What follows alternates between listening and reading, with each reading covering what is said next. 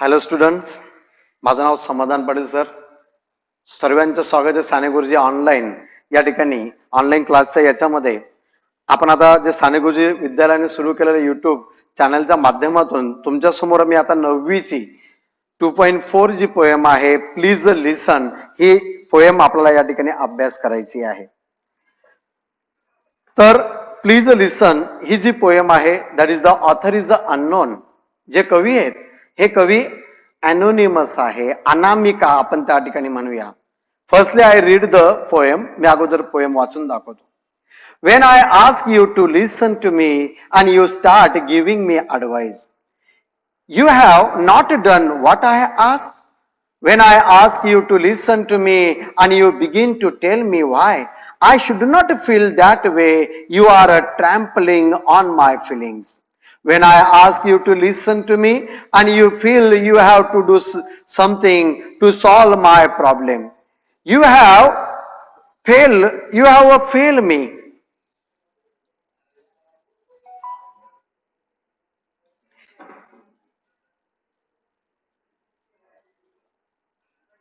When I ask you to listen to me, you feel you have to do something. To solve my problem, you have failed me.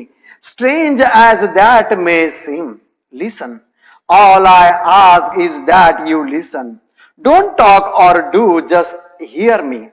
Advice is cheap. 20 cents will get you both dear Abby and Billy Graham in the same newspaper, and I can do for myself. I am not helpless, maybe discouraged and faltering, but not helpless.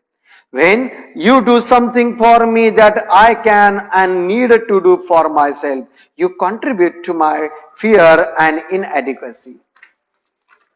But when you accept as a simple fact that I feel what I feel, no matter how irrational, then I can stop trying to convince you and get about this business of understanding what is behind this irrational feeling. And when that is clear, the answer are obvious. I don't need advice. Irrational feeling make a sense when we understand what is behind them. Perhaps that is why prayer works sometimes for some people, because God is a mute and He does not give advice or try to fix things. God just listen and lets you work it out for yourself. So please listen and just hear me. And if you want to talk, wait a minute for your turn. I will listen to you. मग first या ठिकाणी there are some questions for chitchat activity. काही प्रश्न जे आहेत ते chitchat activity मध्ये या ठिकाणी आहेत. हे जे प्रश्न असतात तुम्हाला क्वेश्चन जे आपल्या या ठिकाणी प्रश्नपत्रिका आणि प्रश्नपत्रिकेमध्ये डायलॉग रायटिंगच्या बी भागात तुम्हाला ते प्रश्न विचारण्यात येतात. I ask the question and I will give the answer also. Sir what makes you laugh? Laugh means आनंद कशामुळे, हसू कशामुळे येतं? Sir when someone crack the joke. जेव्हा कोणीतरी एखादा जोक सांगतो त्यावेळेस मला हसू येतं पहा. सेकंड आहे what makes you angry? Angry म्हणजे राग येणे. तुम्हाला राग कशामुळे येतो? when somebody when no one listen to me. जेव्हा कोणी माझं ऐकत नसेल या ठिकाणी पहा. when my work is not done. जेव्हा माझं काम होत नसेल at that time I feel angry. मला राग येतो. What make you sad? Sad म्हणजे दुःखी. मग तुम्ही कशामुळे दुःखी होतात? When something that I like but does not get it. जी एखादी गोष्ट मला आवडते परंतु ती मला मिळाली नाही. When when I failed in something. मी कशात तरी अपयशी झालो.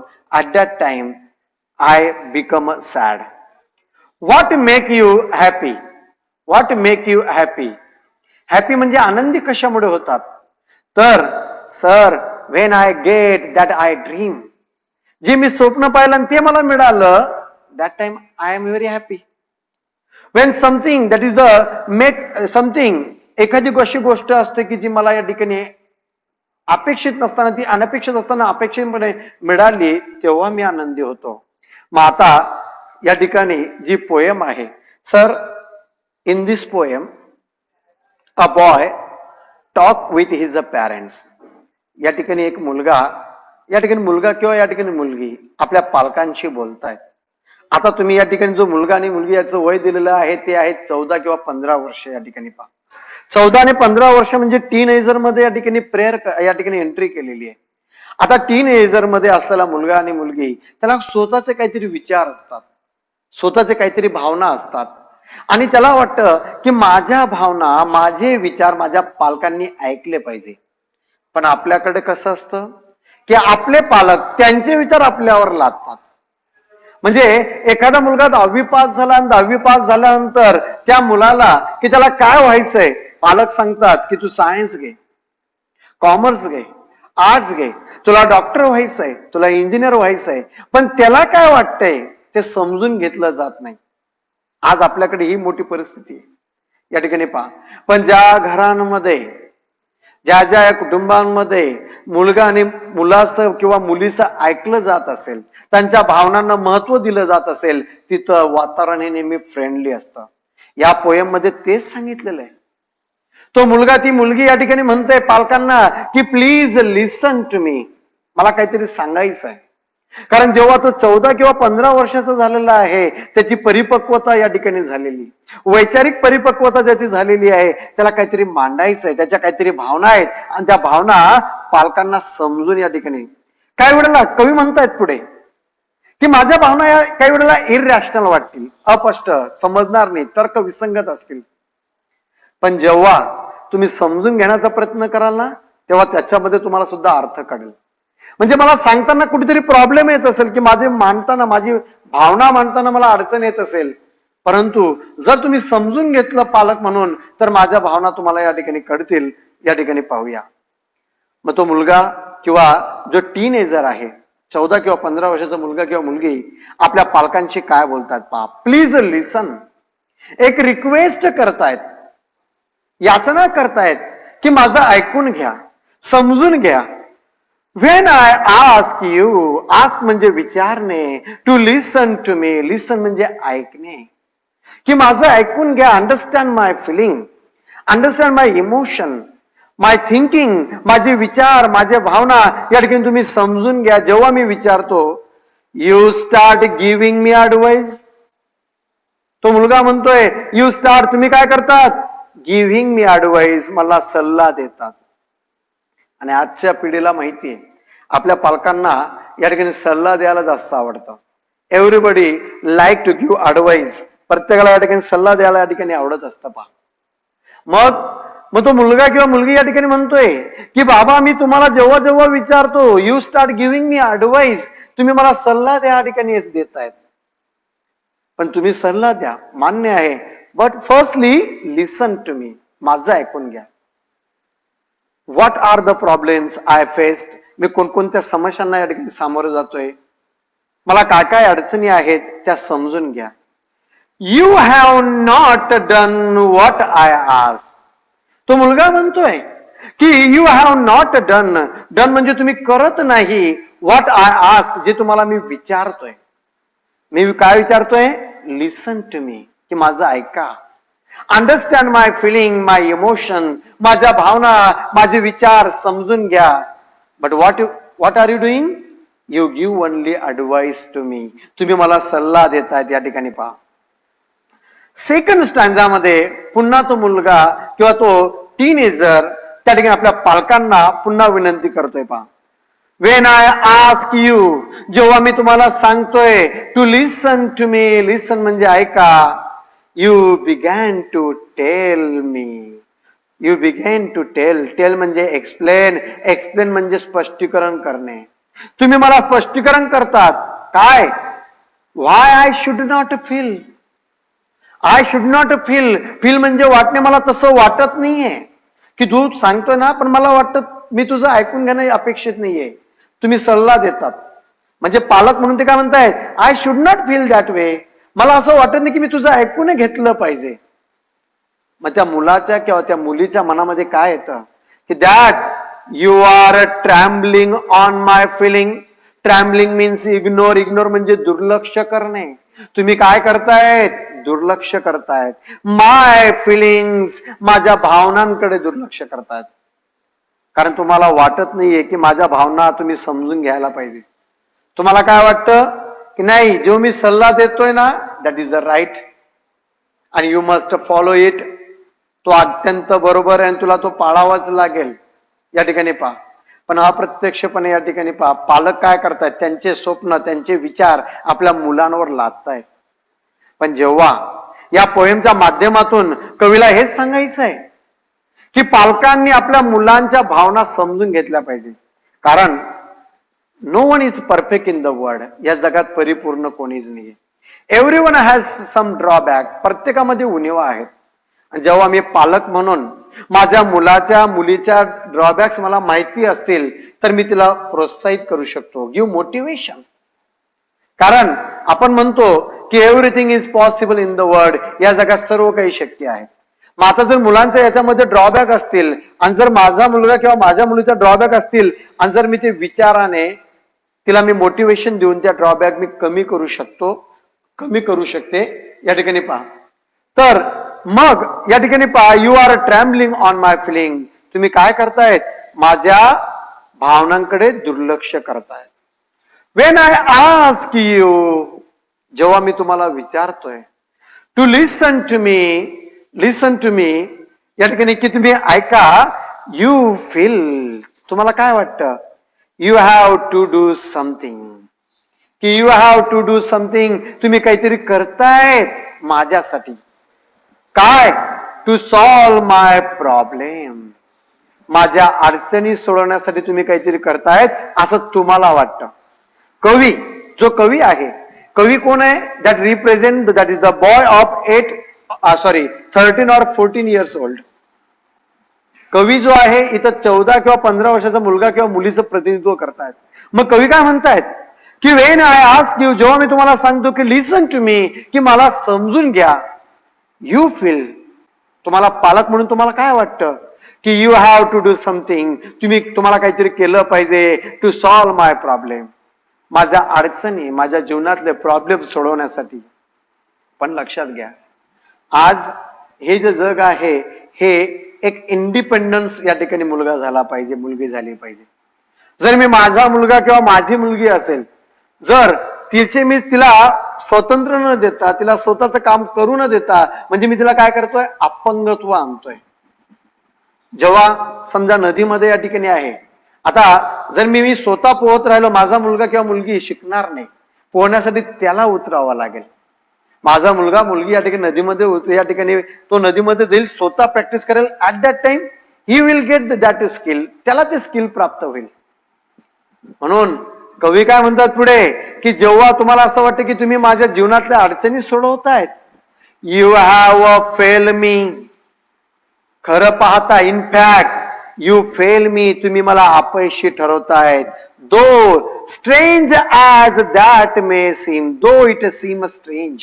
स्ट्रेंज म्हणजे तुम्हाला ते विचित्र वाटतंय, मान्य आहे, ते तुम्हाला विचित्र वाटतंय, पण in fact what is the reality, you failed me, तुम्ही मला अपयशी करतायत. कारण मला स्वावलंबी व्हायचं आहे, मला या ठिकाणी कॉन्फिडन्स माझा या ठिकाणी बिल्डअप करायचा आहे. आणि अशा वेळेला मला मदत करू नका, मला मोटिवेट करा. कारण आज या ठिकाणी जेव्हा मुलगा आणि मुलगी 13-14 टीनएजर मध्ये येतात, तेव्हा पालकांचं काय कर्तव्य, to give the guidance, to give motivate them. त्यांना फक्त मार्गदर्शन करणे आणि मोटिवेट करणे. कारण पुढचे रस्ते त्यांना स्वतः या ठिकाणी चालायचंय, सर्व गोष्टी या ठिकाणी त्यांना करायच्या आहेत. पण पालकांना नेहमी वाटतं की माझा मुलगा आणि मुलगी खूप लहान आहे. कारण लहानपणापासून तुमचे या ठिकाणी खूप लाड केलेले असतात आणि त्यांना वाटतं त्यांच्यासाठी ते लहानच असतात. म्हणून तुम्हाला ते साधं पेन्सिल घ्यायचे असेल तरी 9वी-10वीतला या ठिकाणी पालक आपल्या मुलाला घेऊन स्वतः या ठिकाणी जातात. पेन घेण्यासाठी त्याला स्वतः घेऊन जातात. आणि that is not right thing. आता ती योग्य नाही. मग तो कवी या ठिकाणी ते म्हणतायत की तुम्हाला असं वाटतं की मी काहीतरी करतोय तुमचा प्रॉब्लेम, पण in fact you failed me, तुम्ही मला अपयशी ठरवतायत.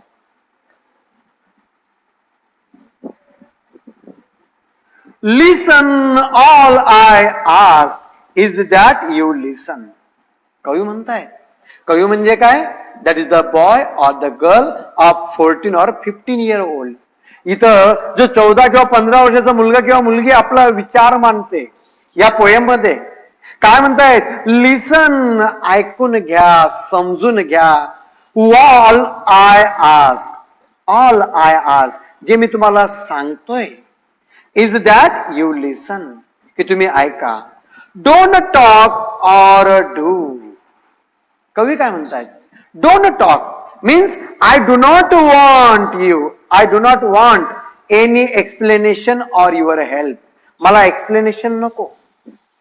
म्हणजे डोंट टॉक, मला तुमचं एक्सप्लेनेशन नको, ऑर डू, तुमची मदत पण नको. जस्ट हिअर मी, माझं ऐकून घ्या.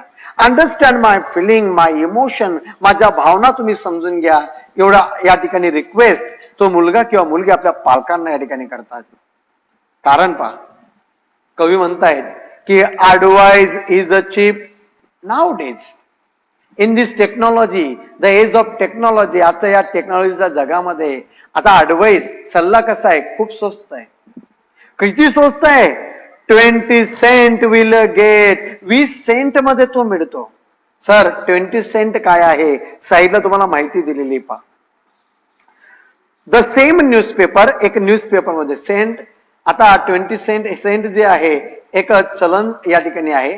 जसं आपल्याकडे रुपया आणि पैसा, पैसा हे सामान्य या ठिकाणी आहे, म्हणजे 100 पैसे म्हणजे 1 रुपया. तसं सेंट जे आहे ते डॉलरचं फार कमी मूल्य असलेलं चलन आहे. मग 20 सेंट मध्ये सल्ला मिळतो. मग सर 20 सेंट म्हणजे काय? तिथं माहिती दिलेली आहे. This is the a reference, एक संदर्भ आहे, to the column in a newspaper. एक न्यूजपेपर मध्ये कॉलम येतो, where people write about their problem. People write, लोक आपला प्रॉब्लेम लिहितात. अँड द कॉलमनिस्ट, जे कॉलम लिहिणार आहेत न्यूजपेपर मध्ये, ऑफर ऍडवाइस, ते काय देतात? सल्ला देतात. या ठिकाणी लक्षात घ्या. म्हणजे आज एवढं सोपं आहे. म्हणून कवी म्हणतोय की ऍडवाइस इज अ चीप, सल्ला खूप स्वस्त आहे. 20 cent will get you both dear Abby आणि बिली ग्रॅम. त्यासाठी ते शब्द वापरा, दॅट इज अ कॉलमनिस्ट. जे कॉलमनिस्ट आहेत त्यांची नावं दिलेली आहेत, डिअर ॲबी आणि बिली ग्रॅम. हे काय करतात? They give the advice. You only tell them the problem. तुम्ही त्यांना फक्त काय सांगा? प्रॉब्लेम सांगा. They provide, that is the solution. They provide, that is the advice. पहा एवढं स्वस्त आहे. In the same newspaper. And I can do for myself. कवी काय म्हणतोय? कवी म्हणजे तो मुलगा किंवा मुलगी काय म्हणते? आय कॅन डू, मी करू शकतो, करू शकते. फॉर माय सेल्फ, स्वतः.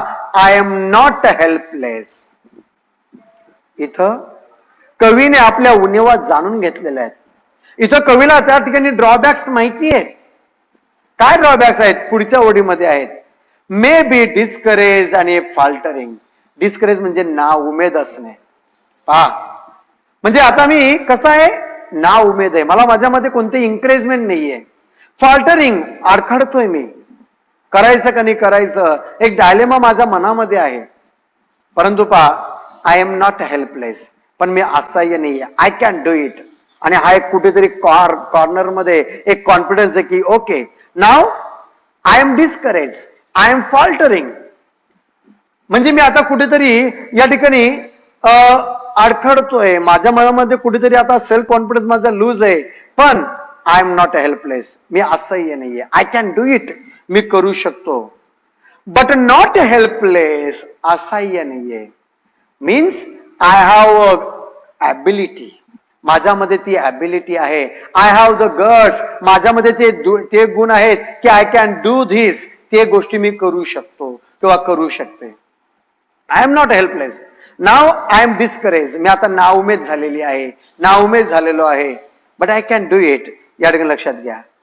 Wien you do something for me. आता पालक एकीकडे काय करतात या ठिकाणी पहा, की आपल्या ज्या ज्या गोष्टी तो मुलगा किंवा मुलगी करू शकते, 13-14 वर्षाचा मुलगा किंवा मुलगी या ठिकाणी त्या गोष्टी करू शकते, ते पालक त्या ठिकाणी त्यांना करून देतात. म्हणजे काय करतात मग ते पहा, जर मुलगा 14-15 वर्षाचा झालेला आहे, मुलगी 14-15 वर्षाची झालेली आहे, तिला बाजारात आपण पाठवलं गेलं पाहिजे. त्यांना स्वतःचे काम स्वतः करू दिले पाहिजे. म्हणजे पेन्सिल घ्यायची, पेन घ्यायची, नोटबुक घ्यायची, दे कॅन डू इट, ते करू शकतात. या ठिकाणी पहा, मग इथं काय करतायत पालक? ते स्वतः काम करतात. पण हे करत असताना अप्रत्यक्षपणे इफेक्ट मुलांवर होतो. काय इफेक्ट होतो की त्यांचा कॉन्फिडन्स लूज होतो. त्यांना या व्यावहारिक जीवनामध्ये बाहेर पडता येत नाही. व्यावहारिक जीवनामध्ये त्यांना फेस करता येत नाही, कारण लॅक ऑफ कॉन्फिडन्स. एकीकडे आपण पाहतो एक 90% मिळवणारा विद्यार्थी आणि एक 60% विद्या मिळवणारा विद्यार्थी. पण जो 60% मिळवणारा विद्यार्थी आहे त्याचे पालक त्याला नेहमी बाजारात घेऊन जातात किंवा या गोष्टी करतात. त्याला अनुभव आला आणि अनुभव आल्यामुळे तो सहजतेने, आईने त्याला ठिकाणी पिशवी दिली, पैसे दिले, तो किराणा करून आणू शकतो, तो बाजार करून आणू शकतो, तो बँकेत जाऊन येतो, पैसे विड्रॉ करून येतो, पैसा भरणा करून येतो. आणि इकडे हा 90%चा विद्यार्थी 10वी पास 12वी पास झालेला असतो, पण त्याला साधा फॉर्म सुद्धा ऍडमिशन फॉर्म भरता येत नाही. Sir, who is responsible? Parents are responsible. कारण हे जे त्यांना लॅक ऑफ कॉन्फिडन्स आहे हे पालकांनी केलेलं आहे. कारण त्या गोष्टी त्यांना ते करू शकले असते ते पालकांनी केल्यामुळे झालेलं आहे. इथंच आपल्याला पुढे कवी काय म्हणतायत, वेन यू डू समथिंग, जेव्हा तुम्ही काहीतरी करतात, फॉर मी, माझ्यासाठी. कोणत्या गोष्टी करतात? That I can, means I can do it. जे मी करू शकतो, करू शकते, त्या गोष्टी तुम्ही करतायत. Need to do for myself, need म्हणजे आवश्यकता आहे, गरजेचं आहे. To do for myself, मी स्वतः केलं पाहिजे. पण त्या गोष्टी तुम्ही काय करतायत? तुम्ही करतायत. या ठिकाणी पहा, you contribute to my fear. Contribute means योगदान देतायत तुम्ही. माय फिअर, जी माझ्या मनामध्ये भीती ना, त्या भीतीला वाढवतायत. इनएड्युकेसी मीन्स लॅक ऑफ कॉन्फिडन्स, माझ्यामध्ये असलेली कमतरतेला वाढवतायत. आणि जेव्हा प्रत्यक्ष वेळ येते आणि तेव्हा अशी मुलं हे फेस करू शकत नाही. म्हणून मुलांना त्यांची कामं या ठिकाणी स्वतः करू दिलं पाहिजे. But Wien you accept as a simple fact, मग तो मुलगा किंवा मुलगी काय म्हणतायत, कवी काय म्हणतायत, वेन यू ऍक्सेप्ट, जेव्हा तुम्ही स्वीकार कराल अ सिम्पल फॅक्ट, एक साधी गोष्ट, की that I feel what I feel. I feel, मला काय वाटतंय, व्हॉट आय फील, हे तुम्ही फील तुम्हाला झालं पाहिजे. तुम्हाला समजलं पाहिजे की नाही माझ्या मुलाला काय वाटतंय. जेव्हा मला या ठिकाणी समजेल, मी फील करेल, तेव्हा मला त्याचा ड्रॉबॅक समजतील, त्याच्यामधल्या अडचणी कळतील, त्याला काय काय प्रॉब्लेम फेस करतोय तो ते मला कळेल. पण केव्हा? I feel what I feel म्हणजेच काय, या ठिकाणी पहा, exactly, no matter how irrational, no matter, काही हरकत नाही, हाऊ इरॅशनल, तर्क विसंगत असतील. म्हणजे माझ्या फिलिंग्स काही वेळेला तर्क विसंगत असतील. तर्क विसंगत म्हणजे काय सर, की त्या गोष्टीला त्यावेळेस योग्य नसेल, मान्य आहे, पण तुझ्या फिलिंग्स आपण जाणून घेतलं पाहिजे. म्हणजे तुम्ही 10वी पासआउट झाले, पासआउट झाल्यानंतर त्या ठिकाणी तुम्ही तुमच्या फिलिंग काहीतरी मांडल्या, पण तुमच्या पालकांना ठिकाणी नाही, तुझ्यामध्ये गट्स आहेत, तू सायन्स घेऊ शकतो, कॉमर्स घेऊ शकतो, तू या गोष्टी करू शकतो. मग त्यावेळेस हे पालकांनी समजून घेतलं पाहिजे. मग त्यावेळेस तुम्ही तुमच्या भावना मानतात, मान्य आहे, त्या तर्क विसंगत असतील, म्हणजे त्याशी रिलेटेड नसतील, काही वेळेला ते चुकीच्या असतील, समथिंग काही असेल, but you feel what I feel. पण तुम्ही समजून घ्या मला काय वाटतंय, एवढंही समजून घेतलं तरी त्या मुलाच्या भावना तुम्हाला कळतील. पहा, how irrational, I can stop. आणि जिथं तुम्हाला माहिती, अनेक फॅमिलीमध्ये काय असतं, मुलं आणि मुलींच्या भावना समजून घेतल्या जातात. त्यांना पाहिजे त्यांच्या आवडीच्या क्षेत्रामध्ये करिअर करून दिलं जातं. का? कारण त्यांच्या भावना समजून घेतलेल्या असतात.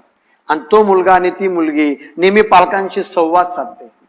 त्या पालकांना त्यांचे गट्स पण माहिती असतात आणि ड्रॉबॅक पण माहिती असतात. त्यांच्यामध्ये असलेली कमतरता पण माहिती असते आणि त्याच्यामध्ये असलेले गुण पण माहिती असतात.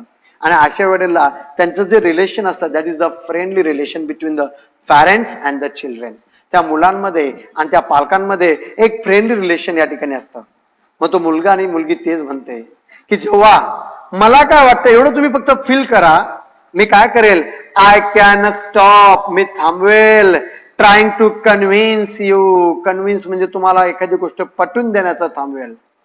गेट अबाउट दिस बिझनेस, या सर्व गोष्टी मी थांबवेल. ऑफ अंडरस्टँडिंग, की तुम्ही समजून घ्या. व्हॉट इज बिहाइंड, की काय आहे त्याच्या मागे, कशा मागे, दिस इरॅशनल फिलिंग, या माझ्या तर्क विसंगत भावनांमध्ये. म्हणजे मला माझ्या भावना मांडता येत नसतील, माझ्या भावना तर्क विसंगत असतील, म्हणजे त्या मानताना मी कुठेतरी चुकत असेल, बट यू अंडरस्टँड. आणि जेव्हा तुम्ही त्या समजून घ्याल ना, at that time I will stop this. हे सर्व काही मी थांबवेल. मी तुम्हाला विनंती करणार नाही. कारण काय? You will listen to me. तुम्ही माझं ऐकलेलं असेल. जेव्हा तुम्ही माझं ऐकलेलं असेल, माझ्या भावना समजून घेतलेल्या असतील, म्हणून तो म्हणतोय understanding what is behind this irrational feeling and when that is clear. आणि त्यावेळेस हे स्पष्ट आहे. The answer are obvious. Obvious म्हणजे स्पष्ट आहेत. जे उत्तर आहे त्याचे परिणाम आहेत ते स्पष्ट आहेत. काय? की आय डोंट नीड ऍडवाइस. मला त्यावेळेस ऍडवाइसची गरज नसेल. कारण तुम्ही माझ्या भावना समजून घेतलेल्या असतील, तुम्ही त्या पद्धतीने मला सांगितलेलं असेल आणि मी ती गोष्ट केलेली असेल. आणि at that time I do not need your advice. या ठिकाणी लक्षात घ्या. इरॅशनल फिलिंग्स, काही वेळेला हे जे तर्क विसंगत भावना असतात, मेक अ सेन्स, त्यांना पण अर्थ येतो. केव्हा? व्हेन वी अंडरस्टँड, जेव्हा आपण समजून घेतो व्हॉट इज बिहाइंड देम, की त्याच्या मागे काय आहे. म्हणजे लहान मुलगा आहे. आता तो लहान मुलगा काहीतरी, तो त्याला बोलता येत नसेल, पण तो असं काहीतरी तो रडतो, काहीतरी कृती करतो, त्यावेळेस ती आई त्याला समजून घेते, की अरे याला पाण्याची तहान लागली, याला भूक लागली, तो ही गोष्ट मागतोय. आई समजून घेते, कारण त्याच्या ज्या भावना आहेत त्या इरॅशनल आहेत. But mother understand it. मग तसं त्या भावनांना अर्थ आहे. केव्हा अर्थ आहे? वेन वी अंडरस्टँड, जेव्हा तुम्ही जाणून घ्याल व्हॉट इज बिहाइंड देम, की त्याच्या मागे काय आहे. म्हणून कवी म्हणतोय, तो मुलगा किंवा मुलगी आपल्या पालकांना म्हणतायत, प्लीज लिसन, की माझं ऐकून घ्या. परहॅप्स, म्हणूनच that is why prayer works. तुम्हाला माहिती असेल की प्रेयर्स, ज्या प्रार्थना आहेत या आपण प्रार्थना करतो, कुठेतरी नमाज केला जातो. ह्या ज्या नमाज असतील, प्रार्थना असतील, ह्या इफेक्टिव्ह बिकम इफेक्टिव्ह का होतात? परिणामकारक का होतात? म्हणजे एखाद्या मी मस्जिदमध्ये गेलो, एखाद्या मंदिरात गेलो, एखाद्या चर्चमध्ये गेलो आणि मी देवाची, त्या अल्लाची कुठेतरी मी आराधना करतोय आणि ते इफेक्टिव्ह का होतात? कारण तुम्ही मंदिरामध्ये गेल्यानंतर देव काय असतो? देव ऐकून घेतो. God is a mute. God हा शांत असतो. गॉड तुमचं ऐकून घेतो. तुमच्या ऐकल्यानंतर गॉड तुमच्या मागे फक्त एक एनर्जी. गॉड म्हणजे काय? आपल्या सभोवताली असलेली एक चेतना, आणि ती चेतना आपल्याला एक प्रोत्साहन देते काहीतरी करण्याचं. आणि पहा कवी काय म्हणतात तिथं, that is why prayer work sometimes for some people, काही लोकांसाठी, because God is a mute. कारण देव कसा आहे? शांत आहे. He does not give advice. देव कधीही सल्ला देत नाही. ट्राय टू फिक्स थिंग, एखादी गोष्ट करण्याविषयी सल्ला देत नाही. गॉड जस्ट लिसन. परमेश्वर फक्त ऐकतात. लेट्स युअर वर्क, आणि ते काम तुम्हाला काय करावं लागतं? It out your self. तुम्हालाच ते प्रॉब्लेम सॉल्व्ह करावा लागतो. तेच काम तुम्हाला स्वतः करावं लागतं. पण जे करत असताना माझ्या मागे कोणाचे तरी एक इन्स्पिरेशन, गॉड इन्स्पिरेशन असते, आणि ती मला मोटिवेशन देते, मला प्रोत्साहन देते, आणि मी येणाऱ्या अडचणीवर मात करतो. कारण ती एक चेतना असते, एक प्रेरणा असते. आणि माणसाजवळ जर प्रेरणा असेल, एक मोटिवेशन असेल, तर human being conquer any problem. मानव कोणत्याही अडचणीवर मात करू शकतो. म्हणून तो म्हणतायत, so please listen, just hear me. इथं कवी म्हणतायत की प्लीज लिसन, माझं ऐकून घ्या, मला समजून घ्या. अँड इफ, मग तुम्ही म्हणाल की सर मग पालकांचं ऐकायचं नाही का? हो, ऐकायचं. शेवटच्या 2 ओळीमध्ये दिलेल्या आहेत कवीने. काय म्हणतायत? If you want to talk, जर तुम्हाला आमच्याशी संवाद साधायचा आहे, बोलायचं आहे, वेट अ मिनिट, वेट करा, काही काळ थांबा. फॉर युअर टर्न, जेव्हा तुमची वेळ येईल तोपर्यंत I will listen to you. आणि मी सुद्धा काय करेल? I will listen to you. मी सुद्धा तुमचं ऐकेल. But firstly listen my problem. आणि अशा पद्धतीने द ऑथर इज अननोन. एक अनोनिमस असे पोएट या ठिकाणी आहेत, आणि या पोएटने आपल्याला ही कविता एक छान असा मेसेज दिलेला आहे. आणि या मेसेजच्या माध्यमातून की आपण आपल्या मुलाच्या आणि मुलीच्या भावना समजून घेतल्या पाहिजे. समजून घेतल्यानंतर अगोदर त्यांचं ऐकायचं आहे आणि नंतर आपण सल्ला द्यायचा आहे. हेच या कवितेमध्ये या ठिकाणी सांगितलेलं आहे. थँक्यू.